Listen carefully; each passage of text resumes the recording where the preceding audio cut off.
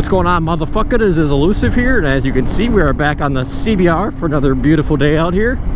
And we got a few things to talk about today, with the main concept of the video being, is a 600cc motorcycle too much for a beginner? And as you guys know, if you are not new to the channel, I did start on this bike as my very first motorcycle just over a year ago, and this bike has been amazing.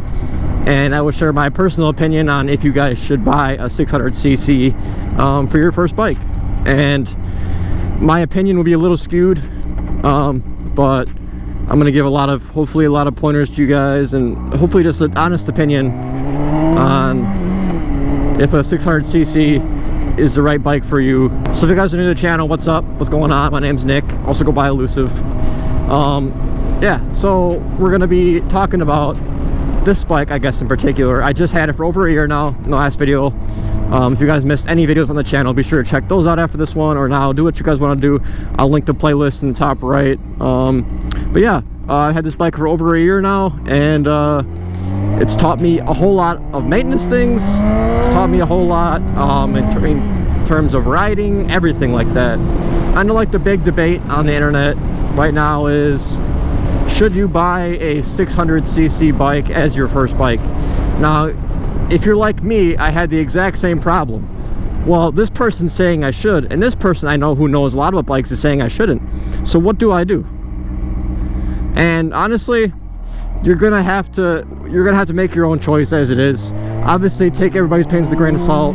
Obviously, take my opinion with a grain of salt. I'm just some random guy on the internet. So yeah, so with that being said, with starting on a 600cc, a lot of people say these bikes are way too powerful and too torquey, and that really depends what bike you get to begin with. Like, depends if you get a 2-cylinder like an R7. If you get an R7, it's going to be a lot more torquey than a 600cc sport bike that's a 4-liter sport bike. A lot of people don't understand.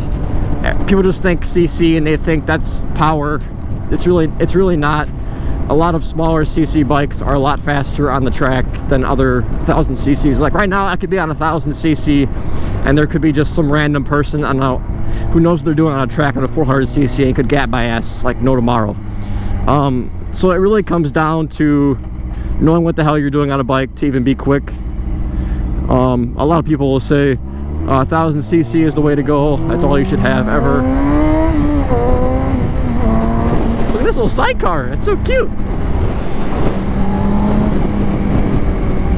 That's so cute. A lot of people will say 1000cc's are the fastest bikes on the road or track, whatever. Yeah, they have the highest capability of going fast, but they're not the fastest bike in the world. And yeah, if you guys know anything about track riding, I don't. I'm not a track rider. I just ride the street. If you guys know anything about the track, you guys know it has nothing to do with being the fastest cc out there. It really comes down to knowing what the hell you're doing on the track. Yeah, this isn't really about the track though, so I won't include too much, as I'm also not the most experienced in the track, so I won't really give my biggest opinion on that. My fucking shoelace keeps coming over my shift peg. I don't like it. Kind of pissing me off. That's all right. Personally, a 600cc is not too big for a first bike. I feel like a 4-cylinder sport bike is a really good first bike for multiple reasons. With the big reason being the torque curve isn't until the higher RPMs.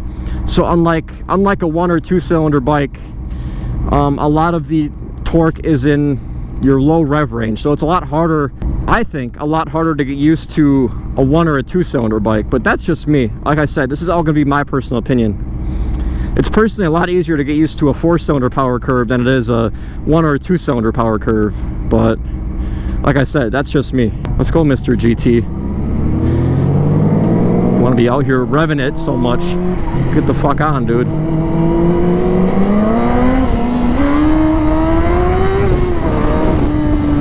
Fuck out of here, bruh.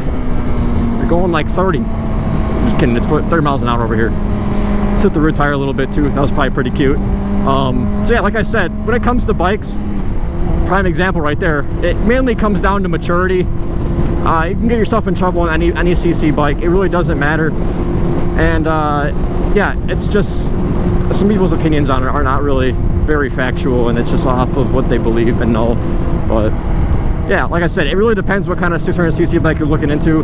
Like today we're going to be talking about a 600cc sport bike, so those are mainly going to be 4-cylinders. There are very few sport bikes that aren't 4-cylinders, so the main thing we're talking about is 4-cylinder sport bikes, and that's like the most common you'll see. Now when it comes down to it, my personal opinion, I don't think it's worth buying a 400cc or a 300cc. I personally think if you do buy it, you're going to be a lot more skilled than somebody who just starts on a 600. A lot of people are like, cc equals skill level. Like, people are like, oh well, I have a higher cc bike, so I'm more of a skilled rider. Personally, I don't believe that either. And as I've stated in multiple videos, I only bought this bike in particular because it was such a good deal.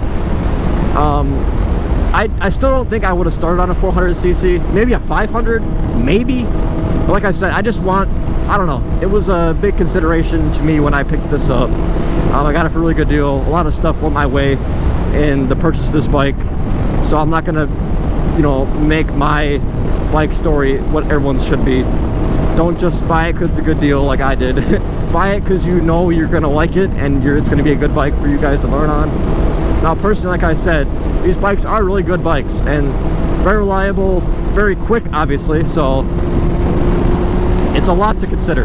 Not only is it just a fast bike, but it has a really high mile-per-hour speed limit. Like, this thing can get up to 160, dude. Like, that's absolutely insane. And obviously, I've never reached that, you know, if you guys are watching it, or police officers, I've never attained that speed before. It takes a lot of self-control to own a motorcycle that can go 160 miles per hour. Now, a lot of you guys are probably thinking, you're pretty irresponsible for going very fast all the time. And yes, I agree. I do go pretty quick on these bikes sometimes, and personally, it's because I can. It's my life, and if I get in trouble for it, it's on me. Like, it's on me 100% to pay the ticket off or bail myself out. Like, that's all on me. But you guys understand, when you watch these videos of people running from cops and shit, you don't want to catch yourself in these predicaments. And if you are going to go fast, at least understand the consequences. Don't blame the police officers for one. And if you're gonna run, make sure you don't get yourself in too much trouble or kill yourself. That's the main thing, dude. Don't be extending your reach like that, dude. I guess even before you buy a bike, you should really understand like what you're getting yourself into. It's obviously more dangerous than a fucking car. Yeah, it's whatever, you know. You gotta live your life though. If this is something you guys really want, if you guys really want a motorcycle and you have a few people just telling you it's not safe, just tell them how unsafe everything else is, dude. You can't even go to school without getting fucking a threat for a school shooting. Like, the world's not safe as it is, dude. And if that's their only excuse is because it's not safe, then I think that's the case for a lot of things, dude. You shouldn't be doing a lot of things, and if it's not safe, you shouldn't go to school if it's not safe.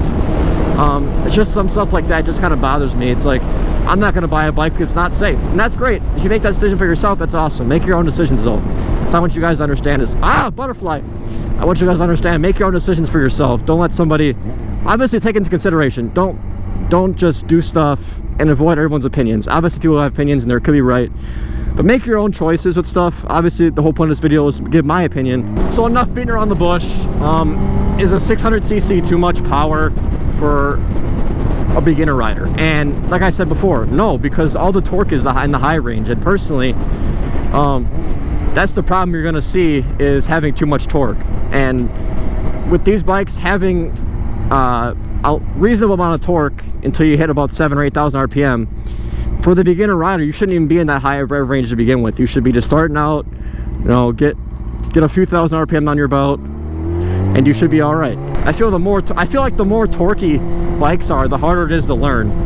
It's just kind of like driving manual, dude. It's like the same thing. The higher stage the clutch is, the harder it's going to be for you to learn. So why would you want to make things harder for yourself to learn? These bikes are very forgiving. The clutches on them are very forgiving. You're not going to really have a problem learning to ride these things versus some other bikes out there. So I think honestly a 600cc sport bike is very manageable for a first bike.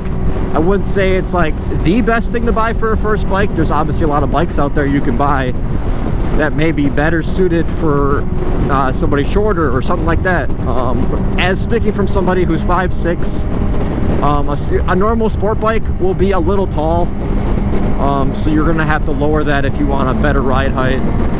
my personal opinion. It's still doable. I dailied mine for a little while when it was not lowered, and obviously I learned on it for the first couple, I think a first month, I think, without it being lowered, and I did just fine. Never dropped it, and just had a good time with it. I guess the main concept of the video though is don't let everybody else's, especially like family members who have no idea what a bike is, stop you from buying one, or stopping you from buying a bike that you really want.